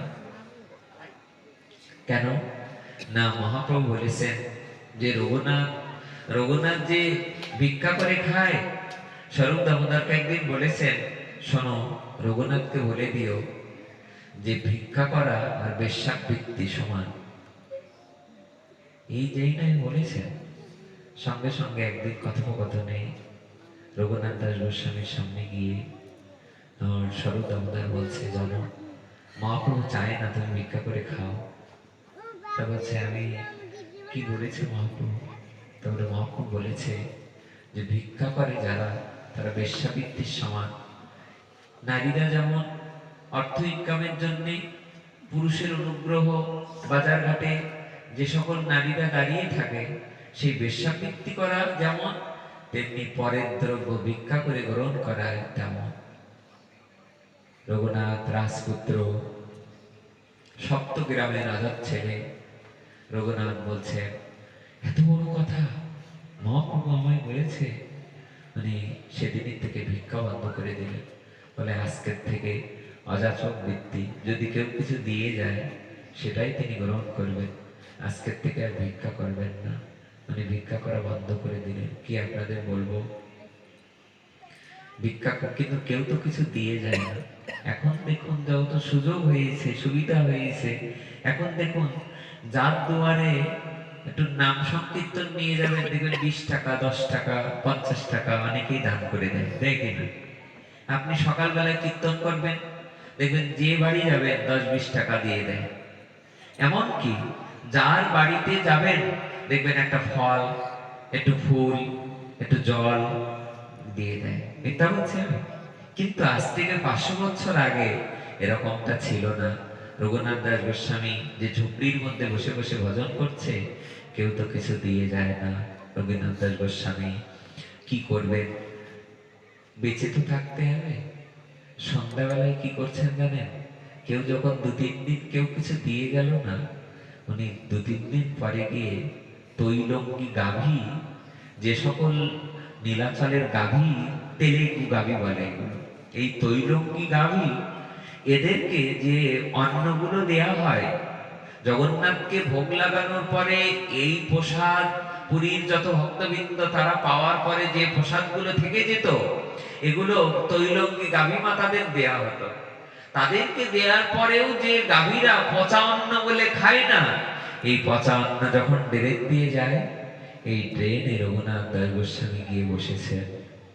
রঘুনাথ দাস গোস্বামী গিয়ে ড্রেনের অন্নগুলো ধুয়ে ধুয়ে নাম করে প্রতিদিন, হরে কৃষ্ণ কৃষ্ণ কৃষ্ণ হরে হরে, হরে রাম রাম রাম হরে হরে। ড্রেনের ধোয়া অন্নগুলো যে ভিতরে দড় মাছ ভাত রাজি, ওখানে যে গ্রন্থের যে শব্দটা লেখা, মানে এর মধ্যে যে শক্ত যে অংশগুলো, অন্নের মধ্যে একটু শক্ত শক্ত মাছ থাকে, ওই মাছগুলো ধুয়ে ধুয়ে এক মুঠো যখন হতো, রঘুনাথ দাস গোস্বামী এক মুঠো অন্ন এনে তার ঝুপড়ির মধ্যে আনতেন। মানে ঝুপড়ির মধ্যে এনে একটু লবণ দিয়ে ওই অন্নই উনি খেয়ে এইভাবেই যে ভজন সাধন করছে। একদিন মহাপ্রভু জিজ্ঞাসা করছেন, স্বরূপ আমার রঘুনাথ কেমন আছে? বলছে না লজ্জা। তা বলছে, স্বরূপ আমার রঘুনাথ কেমন আছে? তা বলছে, প্রভু রঘুনাথকে দেখতে গিয়েছিলাম কাল, কেমন আছে আমার রঘুনাথ? তো ওটা কেমন আছে, কি করে খাচ্ছে, তো ওটা কি করে খাবে? জগন্নাথকে ভোগ দেওয়ার পর যে ভোগগুলো, প্রসাদগুলো ভক্তদের মধ্যে বিতরণ করা হয়, বিক্রি করা হয়, এই প্রসাদগুলো বিক্রি করার পরে বা ভোগ দেওয়ার পরে, ভক্তদের দেওয়ার পরে যে প্রসাদগুলো 2-3 দিন ধরে বাসি পচা, এই পচা অন্নগুলো তেলেগু গাভীদের দিলেও যে গাভী মারা খাবে না, ওই ওই প্রসাদগুলো যখন ড্রেনে ফেলে দেওয়া হয়, তোমার সপ্তগ্রামের রাজার ছেলে রঘুনাথ তিনি গিয়ে ওই ড্রেনের অন্নগুলো ধুয়ে ধুয়ে তাই খাচ্ছে। শোনার সাথে সাথে মহাপ্রভুর হৃদয় বিগলিত। মহাপ্রভু কাঁদতে কাঁদতে ছুটতে লাগবেন, আর দেরি করা যাবে না। স্বরূপ আমার রঘুনাথ ড্রেনে বসে অন্ন পাচ্ছে, আমার রঘুনাথ ড্রেনে বসে অন্ন খাচ্ছে। সঙ্গে সঙ্গে মহাপ্রভু ছুটতে লাগলেন। মহাপ্রভু ছুটতে ছুটতে গিয়েছেন, বলে সত্যিই তাই। সপ্তগ্রামে দেখবেন ভিক্ষুক তো ভিক্ষুকই, ভিক্ষুক আর রাজার মধ্যে পার্থক্য হলো, রাজা সোনার থালে খায়, আর ভিক্ষুক হাজার চেষ্টা করেও দুবেলা ভালো খেতে পায় না। কিন্তু রঘুনাথের কথাটা তো হৃদয়ে স্পর্শ করে। কেন করে? এই জন্যে, কারণ তিনি রাজপুত্র। গুরুদেব বলতেন, ভোগীর কোনোদিন বৈষ্ণব হতে পারে না। বৈষ্ণব তারা হতে পারে, রঘুনাথকে দেখো। বৈষ্ণব তারা হতে পারে, রূপ সনাতনকে দেখো। বৈষ্ণব তারা হতে পারে, নরোত্তমকে দেখো। গুরুদেব বারবার এই কথাটা বলতেন একেবারে যারা রাজপুত্র, রাজা, তারাই সব ছেড়ে দিয়ে মহাপ্রভুর চরণে গিয়ে পড়ে রয়েছেন। কিন্তু সাধারণ একজন গিয়ে মহাপ্রভুর চরণে, তারা সংসারী। অথচ যারা রাজা, বাদশাহ, তারা এসে মহাপ্রভুর সেবা করছে। রঘুনাথের কাছে দৌড়ে গেলেন মহাপ্রভু, গিয়ে সত্যিই দেখছে তেলেগু গাভীদের যে অন্ন, বাসি অন্নগুলো দিলে খাবে না, সেই অন্ন হরিনাম করতে করতে ধুয়ে ধুয়ে তার মাছগুলো একটা পাতার উপরে রাখছে রঘুনাথ দাস গোস্বামী। মহাপ্রভু পিছনে গিয়ে দাঁড়ালেন, যে চুপি চুপি রঘুনাথ যে প্রসাদগুলো অর্থাৎ যে ভাতের যে মাছগুলো এক জায়গায় করে রেখেছেন, ওই মাছগুলো রাখবার পর শ্রীমান চৈতন্য মহাপ্রভু পিছনে গিয়েছেন। উনি পিছনে গিয়ে ওর এক মুষ্টি অন্ন উনি নিয়েছেন, বদনে দিয়েছেন, গিয়ে কেবল সেবা করছে মহাপ্রভু। মহাপ্রভু যখন এই অন্ন খাচ্ছেন, হঠাৎ করে রঘুনাথ দাস গোস্বামী নজর গিয়েছে পিছনে। পিছনে তাকিয়ে দেখছেন সাক্ষাৎ চৈতন্য মহাপ্রভু, যিনি রাধা কৃষ্ণ মিলিত তনু শ্রীমান গৌরঙ্গ মহাপ্রভু, তিনি ওই অন্ন নিয়ে জিহ্বায় দিয়ে চিবাচ্ছেন। সঙ্গে সঙ্গে রঘুনাথ উঠে দাঁড়িয়ে গিয়ে রঘুনাথ দাস গোস্বামী মহাপ্রভু চরণে পড়ে গেছেন। প্রভু, এই অন্ন তোমার জন্য না, তুমি জগৎ গুরু, তুমি রাধা কৃষ্ণ, তুমি সাক্ষাৎ গৌরঙ্গ মহাপ্রভু, তোমার জন্য এই অন্ন না, এটা রঘুনাথ খাক, এটা তোমার জন্য নয়। উনি গিয়ে চরণে পড়ে গেলেন। যেই মাত্র চরণে পড়লেন, রঘুনাথ দাস গোস্বামী বললেন, প্রভু এটা খেও না। মহাপ্রভু তখন বললেন, নীতি নীতি এমন খাসা দ্রব্য খাও বটে, আমারে না দেও কেন? তুমি নীতি নীতি এমন খাসা অমৃত খাও আর আমারে দাও না? এমন দ্রব্য তুমি খাও আর আমারে দাও না? সঙ্গে সঙ্গে রঘুনাথ দাস গোস্বামী কথা শুনে বললেন, না প্রভু, এমন করে বলবেন না। মহাপ্রভু গিয়ে বললেন, রঘুনাথ, আমি তোমায় বলছি শোনো, আজ তুমি যা চাও, আজ তোমার ভজন সার্থক হয়েছে। তুমি যে রাজপুত্র, তোমার এই রাজত্ব আর রাজ অভিমান, রাজ অহংকার আর তোমার রাজত্বের যে রক্তের ভিতরে প্রবাহিত যে রাজদম্ভ, এই দম্ভকে পরিত্যাগ করানোর জন্য, এই দম্ভ যাতে চিরতরে বৈষ্ণবতার কি পায়, তুমি চিরতরে যাতে বৈষ্ণব হতে পারো, তার জন্যই তোমার এই লীলা দর্শন। আর জগৎবাসীকে দেখানো হচ্ছে যে রঘুনাথ যে প্রেমের অন্ন গ্রহণ করছে, রাজপুত্র রঘুনাথ, এটা এই রাজার রাজত্বকে, অভিমানিত্বকে, এটাকে নির্মূল করার জন্য এই লীলা মহাপ্রভু করেছেন। উনি সেখানে কত ভুজমূর্তি দেখিয়েছিলেন। রঘুনাথকে ষড়ভুজ দর্শন করিয়েছিলেন। আমাদের রাজৌরির মধ্যে, মানে সম্ভবত একটা, আমরা এবার দেখতে গিয়েছিলাম ওখানে ষড়ভুজ মূর্তি, এটা রঘুনাথকে উনি দেখিয়েছিলেন, তাই তো? ভুল হচ্ছে আমার কথা? দেখিয়েছিলেন। এই জন্য অনুরোধ করব যে রাজ অভিমান, অহংকার আমাদের মানায় না। আপনারা জানেন, বন্ধু সুন্দর, জগৎবন্ধু সুন্দর, উনি ওনার লেখনীতে একটা লাইন লিখেছিলেন, অভিমান আমাদের মানায় না। উনি বলছেন, সবাই অবাক হয়ে বলছেন, কেন আমাদের অভিমান মানায় না কেন? উনি বলছেন, অভিমান তার মানায় যিনি সরই সহ্য ভগবান। অভিমান আমাদের মানায় না, কারণ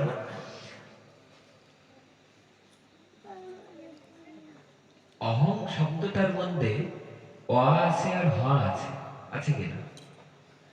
অ হচ্ছে আমাদের স্বরবর্ণের প্রথম শব্দ, আর হ হচ্ছে ব্যঞ্জন বর্ণের শেষ শব্দ, তাই না? এরপরে তো আর শব্দ নেই। তো উনি বললেন, শব্দের আদিতেও যে আছে, অন্তেও যে আছে, তারই তো অহংকার মানায়, আমাদের অহংকার মানায় না। শব্দের আদিতে যিনি আছেন অর্থাৎ অ, আর শব্দের শেষে যিনি আছেন, অন্তে যিনি আছেন, তিনি হলো হ। অর্থাৎ শব্দের আদিও যিনি, অন্তও যিনি, তারই তো অভিমান মানায়। কিন্তু সেই গৌরঙ্গ মহাপ্রভু অভিমান করছে না। তিনি জগৎ জীবের দুয়ারে দুয়ারে গিয়ে হরিনাম প্রেম প্রচার করছে। নিজে প্রেম প্রচার করতে পারছেন না শেষ সময়ে, তিনি নিতাই চাঁদকে, হরিদাস ঠাকুরকে দায়িত্ব দিলেন, শোনো শোনো নিত্যানন্দ, শোনো হরিদাস, সর্বত্র আমার আজ্ঞা, করো প্রকাশ, প্রতি ঘরে ঘরে গিয়া করো এই ভিক্ষা, বড় কৃষ্ণ ভজ কৃষ্ণ, করো কৃষ্ণ শিক্ষা। উনি বারংবার বলতে লাগলেন যে নিতাই আগামী বছরের থেকে আর তুমি নীলাচলে এসো না, তুমি নবদ্বীপের রাস্তায় রাস্তায় হরিনাম প্রচার করবে, যাকে দেখবে তাকে হরিনাম দেবে, বদন ভরে হরিবোল বলাবে আর হরিনাম করবে, হরিনাম দেবে।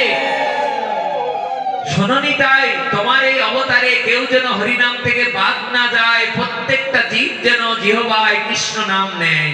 যেই মাত্র বললেন প্রভু কহে নিত্যানন্দ, জীব সব হইল অন্ধ, কেহ তো না পাইল হরিনাম, এক নিবেদন তরে নয়নে দেখিবে যারে, কৃপা করে লইবে হরিনাম, কিত পাপী দুরাচার নিন্দুক পাষণ্ড আর, কেহ যেন বঞ্চিত না হয়, কেউ যেন বাদ না যায়, সমন বলিয়া ভয়, জীবে যেন নাহি রয়, সবে যেন কৃষ্ণ নাম লয়।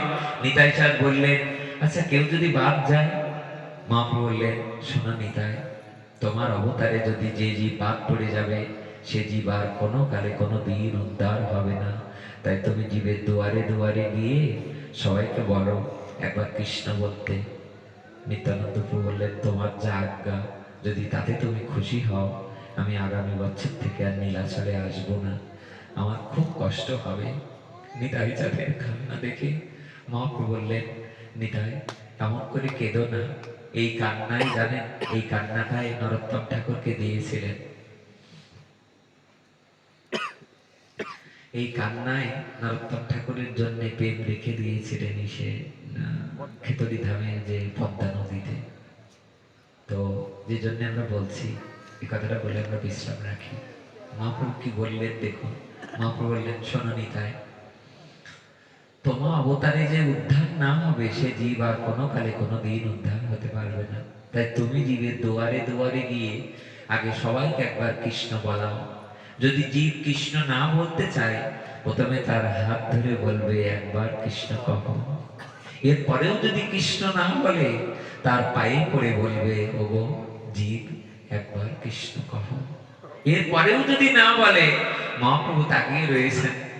আর নিত্যানন্দ প্রভু বলছে, প্রভু যদি হাত ধরার পরে পায়ে পড়ার পরে যদি না নেয় কৃষ্ণ নাম, মহাপ্রভু গৌর সুন্দর বললেন, নিতাই তোমার নর্তনে যেমন আমি চির ঋণী হয়ে থাকলাম, তুমি যখন নর্তন কীর্তন করবে আমি নিমাই সেখানে উপস্থিত হব, তেমনি আমি তোমায় কথা দিচ্ছি, তুমি গিয়ে কারোর দুয়ারে দাঁড়ালে সে অবশ্যই নাম নেবে।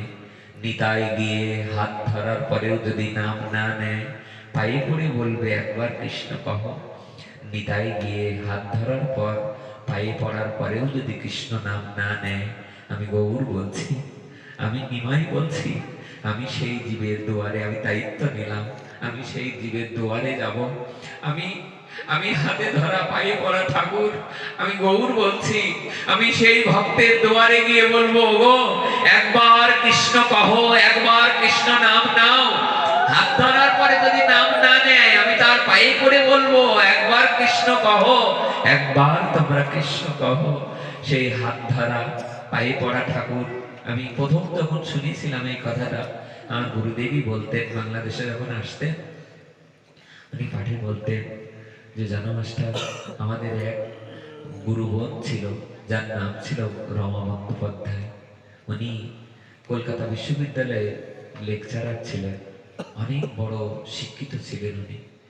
উনি যখন পাঠ করতে আসতেন, ওনার পাঠ শুনতে হাজার হাজার সাধুরা ভেঙে আসতো। উনি নাকি প্রথমে এই কথাটা বলেছিলেন, বাংলার মাটিতে, বিশ্ব ব্রহ্মাণ্ডে বাংলায় যারা হরিনাম নিয়ে এসেছেন, সেই নিতাই গৌর হলেন প্রথম হাতে ধরা ভগবান, পায়ে পড়া ভগবান। সত্য যুগে নারায়ণ পায়ে পড়িনি, ত্রেতা যুগে রামচন্দ্র কারোর পায়ে পড়িনি, দাপরে কৃষ্ণ কারোর পায়ে পড়িনি, একমাত্র নিতাই গৌর কলিকালে এসে জীবের দুয়ারে দুয়ারে গিয়েছে। প্রত্যেকটা এখনো যারা অনুভবী ভক্তবৃন্দ আছে, এখনো যারা হরিনাম করতে গেলে যাদের চোখে জল আসে, যাদের এখনো হরিনামে হৃদয় কেঁপে ওঠে, কেঁদে ওঠে, গুরুদেবকে দেখতাম, ওনারা এখনো নিতাইকে, এখনো গৌরকে অনুভব করতে পারে। আমাকে শশীদুলাল একদিন বলছে, মানে আমি অভিনয় করছি। তো বলো, তুমি এই কথা বলছো? তা বলছে, দেখো দেখুন, কালকে বিষ্ণুপ্রিয়ার আবির্ভাব তিথিতে তার কথা শুনতে শুনতে কেমন একটা হয়ে গেল, কিন্তু কই, তাকে তো দেখতে পাচ্ছি না, স্বপ্নে দেখছি না, সাক্ষাৎ দেখছি না, তাহলে তো এটা অভিনয়। ভাবলাম না, একটা কথা কি জানো বাবা, আগুন যে বাগানে লাগে, যদি আগুন নাও ধরে ধোঁয়া দেখা যায়, আগুন না লাগলে ধোঁয়াটা ধরতো না। আমাকে একদিন আমাদের পাশের গ্রামের এক কীর্তনিয়া আমার সাথে গন্ডগোল করছে, তাও আপনার সাথে তো আমার কোনো সত্যতা নেই।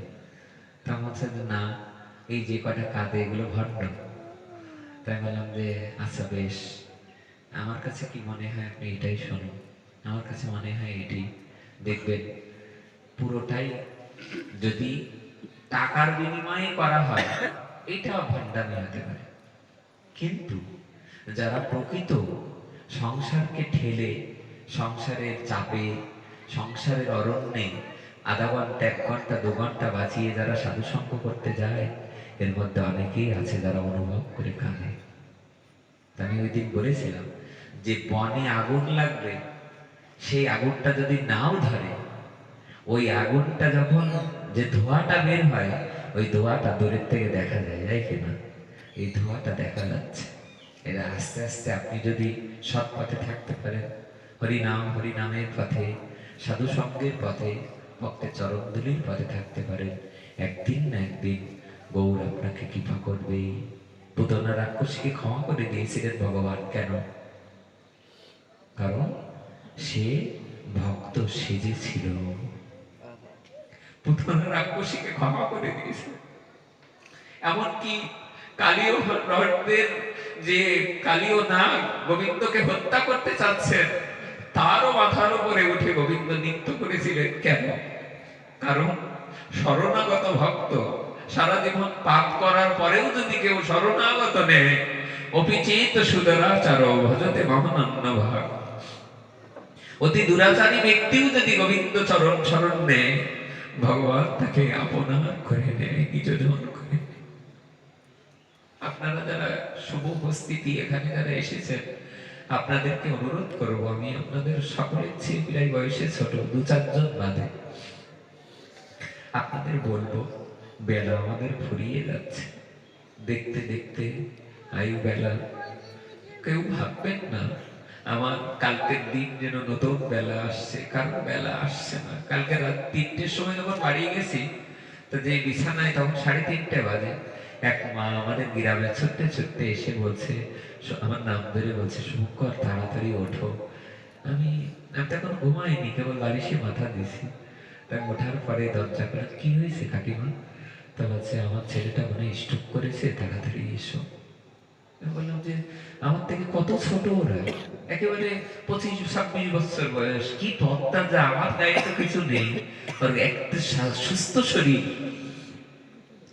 আমি ছুটে গেছি, শশীদুল্লাহ আমার পাশ গেছে। আমি গিয়ে যখন দাঁড়িয়েছি, আমরা 2 জন বলাবলি করছি নিজের মধ্যে। তারপর আমাদের চাচাকে, গাড়িওয়ালাকে ফোন করে এনে ওকে সদর হাসপাতালে পাঠিয়ে দিলাম। হাসপাতালে যাওয়ার পরে তার ভাইকে বলছি, দেখো ভাই, আমাদের কোনো নিশ্চয়তা নেই, কবে যে কোন দিন ঘুমের ঘরে গিয়ে মরে যাবো, পড়ে থাকবো, কেউ জানে না। বিশ্বাস করো মা, আয়ু বেলা ফুরিয়ে যাচ্ছে সবার, এই বেলা আরেকটা উঠছে না, দেখতে দেখতে বেলা ফুরিয়ে যাচ্ছে। তাই বেলা থাকতে থাকতে আমার হৃদ মাঝারে অন্তর মম বিকশিত করো। আমার হৃদয়ের মধ্যে যিনি আছেন, তাকে তো কোনোদিন এক পলক দেখবার সৌভাগ্য অনেকেরই আমাদের হয় না। তবে যদি দেখা দেওয়ার মতো অযোগ্য মনে করে, আমি তো অযোগ্যই, কারণ অযোগ্য যে সেই তো পড়ে আছে, যোগ্য কেউ তো পড়ে থাকে না। আমি যে পড়ে আছি জগৎ সংসারে, তা পড়ে থাকা মানুষটার জন্য কে এগিয়ে আসবে? কে আর করিবে দয়া পতিত দেখিয়া? পতিত দেখিয়া কে বা উঠিবে কাঁদিয়া? গুরুদেব গাইতেন, বলতেন, আজ তিনি অপ্রকটে আছেন, তবু হয়তো এখানে এসেই ঘুরছেন, দেখতে তো পাই না।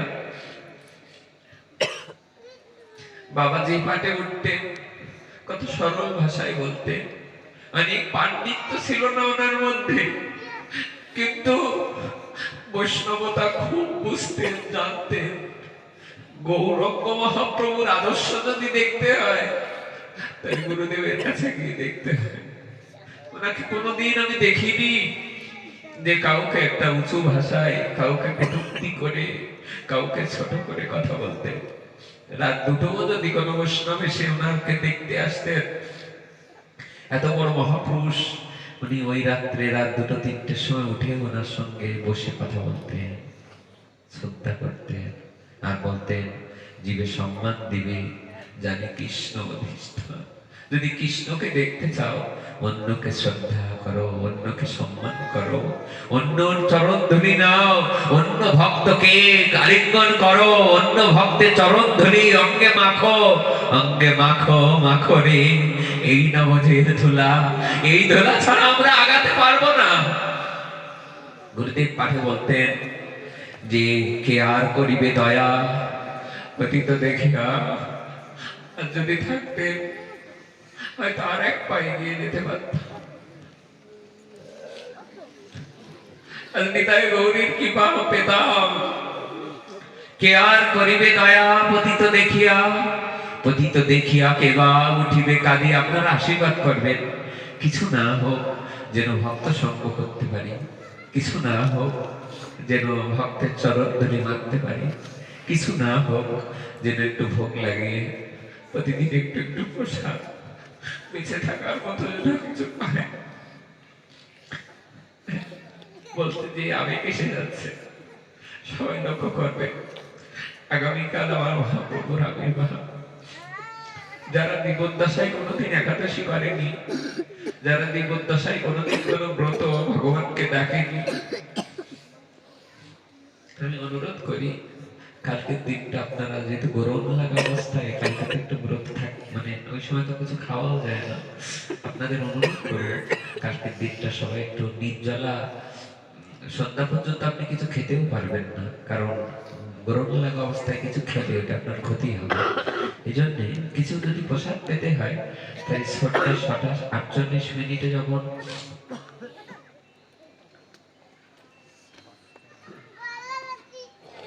48 মিনিটে যখন ইয়েটা চন্দ্রগ্রহণটা ইয়ে হয়ে যাবে আর কি, কি বলে এটাকে, মোক্ষ হয়ে যাবে, তখন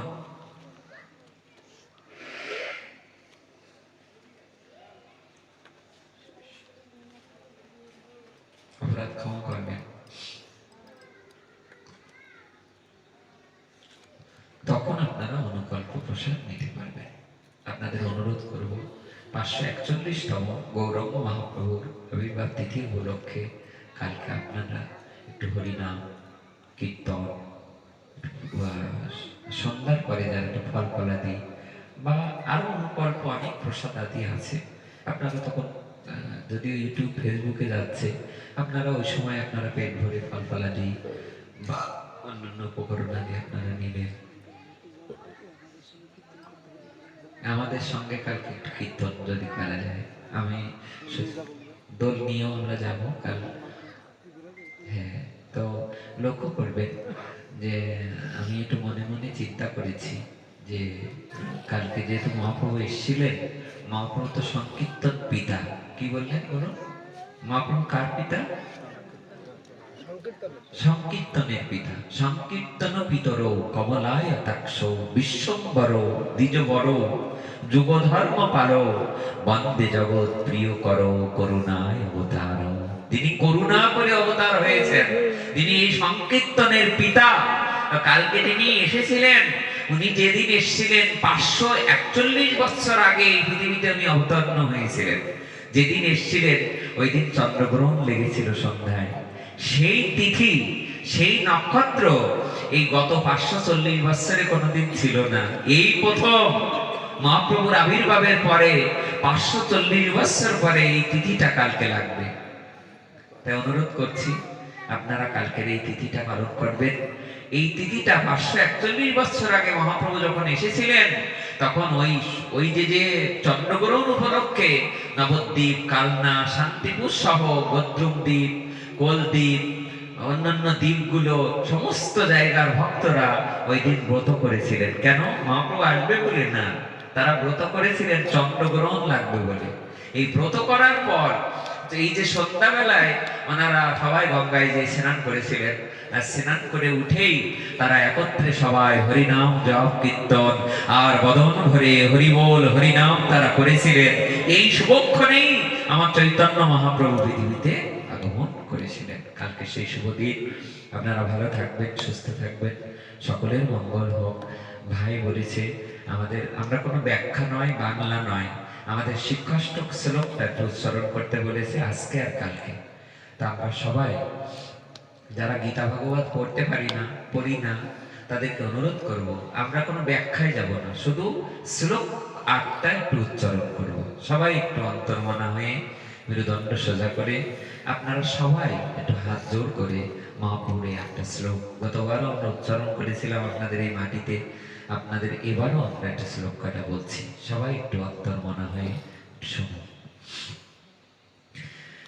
চেত দর্পণ মার্জন ভব মহাদাবাগ্নি নির্বাপন শ্রেয় কৈরব চন্দ্রিকা বিতরণ বিদ্যাবোধ জীবন আনন্দাম্বুধি বর্ধন প্রতিপদ পূর্ণমৃত আস্বাদন সর্বাত্ম সনপন পরম বিজয়তে শ্রীকৃষ্ণ সংকীর্তন নাম নামকারী বহুধা নিজ সর্বশক্তি স্তোত্রার পিতা নিয়মিত স্মরণীন কালো এতাদৃশী তব কৃপা ভগবান মমাপি দুর্দৈবমীদৃশ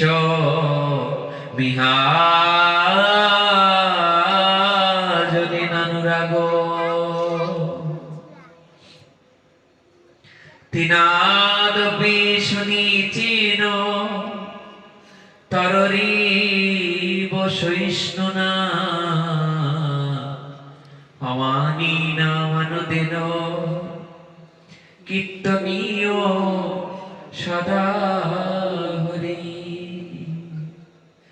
ন ধন ন জন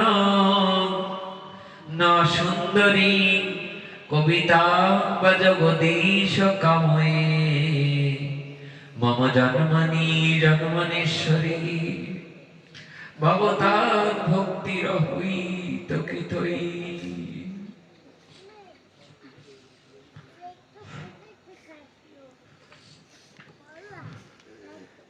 মহাপ্রভুর দরদি জন, মহাপ্রভু এই 8টা শ্লোক এই জগৎ জীবের জন্য দিয়ে গেছে। আপনারা 8টা শ্লোক সবাই শুনুন, কেউ বঞ্চিত হবেন না। মাত্র 8টা শ্লোক, কোনো গ্রন্থ লেখেনি মহাপ্রভু, কোনো গীতা ভাগবত চরিতামৃত কিছু মহাপ্রভু লেখেনি। মহাপ্রভু শুধু 8টা শ্লোক লিখে বলে গেছেন, এগুলো যেন জগৎকে জানিও। 5ম শ্লোক। ওই নন্দ তনুজ কিঙ্কর পতিতাং মাং বিষমে ভবম্বুধ কৃপয়া তব পদ পঙ্কজ স্থিত ধূলি সদৃশং বিচিন্তয় নয়নঙ্গলশ্রুধারয়া বদন। মহাপ্রভু বলছে, কবে তোমার নাম নিলে আমার চোখে একটু জল আসবে। মহাপ্রভু কাঁদতেন না, তিনি আমাদেরকে উদ্দেশ্য করে বলছেন নয়নঙ্গলশ্রুধারয়া বদন গদগদ রুদ্ধয়া গিরা পুলকৈ নিচিতং বপু তব নাম গ্রহণে ভবিষ্যতি। কবে নাম নিলে আমার চোখে জল আসবে, আর কবে গৌর বললে, নিতাই বললে গদগদ হবে কণ্ঠ, আর কবে কৃষ্ণ নাম নিলে শরীর পুলকিত হবে, কবে সেদিন আসবে আমার। 7ম শ্লোক। যুগায়িতং নিমেষেন চক্ষুষা প্রবৃষয়িত শূন্যইতং জগৎ সর্ব গোবিন্দ বিরহে নম। তোমার অদর্শনে আমার এক একটা চোখের পলক যেন যুগের মতো মনে হচ্ছে, আর তোমায় না দেখতে পেয়ে আমার চোখ দুটো যেন অশ্রু গঙ্গায় ভেসে যাচ্ছে। প্রভু আমায় দেখা দাও।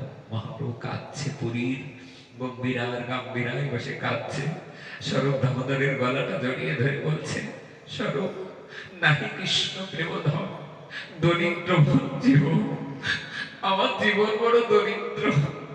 স্বরূপ দামোদর মহাপ্রভুর চরণ কানা মুখে নিয়ে বলছে, প্রভু তোমার যা প্রেম জগৎ সংসারে আমার প্রেম কার আছে বলো? তোমার প্রেমের কাছে জগতের কে? সবাই হার মেনে যাবে। তোমার কীর্তন, তোমার নন্দন, তোমার করন্দন, তোমার প্রেমের কাছে জগতে সবাই হেরে যাবে। প্রভু মহাপ্রভু আবার বলছে, নাহি কৃষ্ণ প্রেমধন, দরিদ্র মোর জীবন। মহাপ্রভু বলে চলেছেন শেষ বিশ্রাম শ্লোক। কি বললেন বিশ্রামে? বললেন,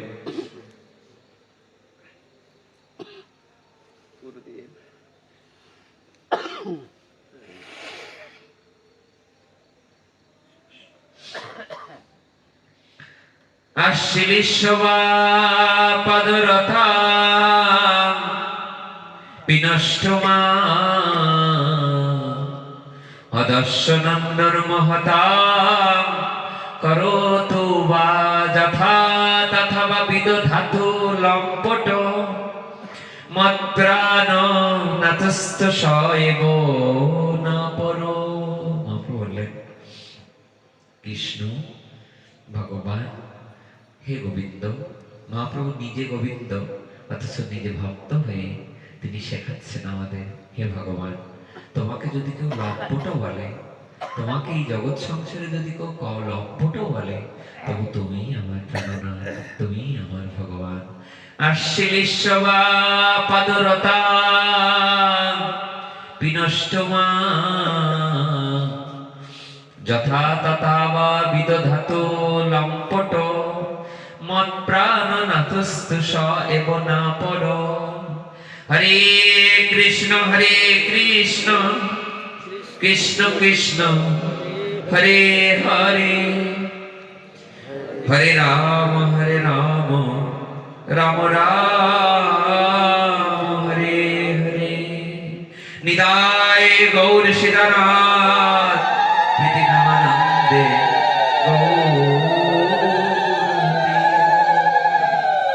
আগামীকাল আমরা বেঁচে থাকলে, আগামীকাল আমরা একটু আগে আগে হরিকথা আস্বাদন আরম্ভ করব।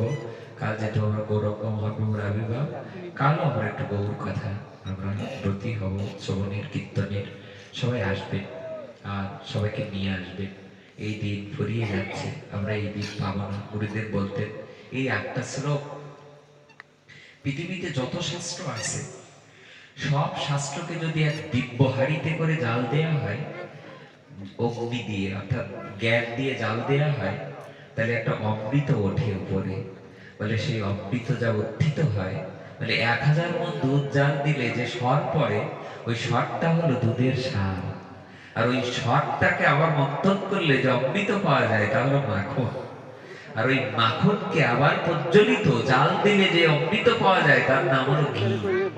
বলে 1000 মণ দুগ্ধ জ্বালিয়ে যে ঘিটুক পাওয়া যায়, ওইটুকুই যেমন শ্রেষ্ঠ, তেমনি সারা পৃথিবীর সব গ্রন্থকে যদি জাল দেয়া হয় দিব্য হাড়িতে, ওটাকে জাল দিলে যে অমৃত পাওয়া যায়, তাহলে 8টা শ্লোক। আর এই 8টা শ্লোককে আবার প্রজ্বলিত অগ্নি দ্বারা জাল দিলে যে অমৃত পাওয়া যায়, তা হলো হরে কৃষ্ণ কৃষ্ণ কৃষ্ণ হরে হরে, হরে রাম রাম রাম হরে হরে। সকলের জন্য প্রসাদের ব্যবস্থা আছে। আসুন আমরা 2 মিনিট একটু কীর্তন করি। মহাপ্রভু তো কীর্তনই নিয়ে এসছেন। সংকীর্তন পিতর, সংকীর্তনের পিতা হচ্ছেন মহাপ্রভু। তাই এক জায়গায় বসে 2 মিনিট একটু কীর্তন করি সবাই।